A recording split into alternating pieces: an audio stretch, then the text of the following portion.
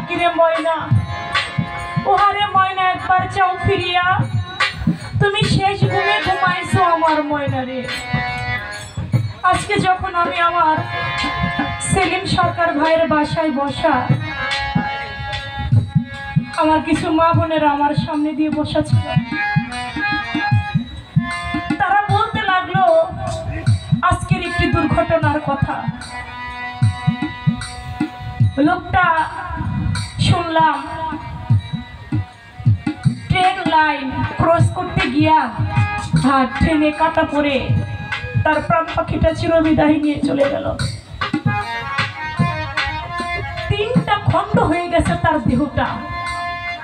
আহা, মাথাটাও নাকি খুঁজে পাওয়া যায় নাই।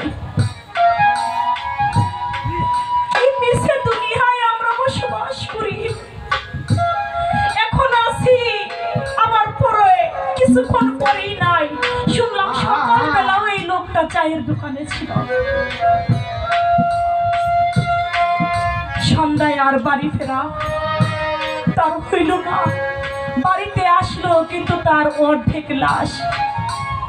ও বাজা,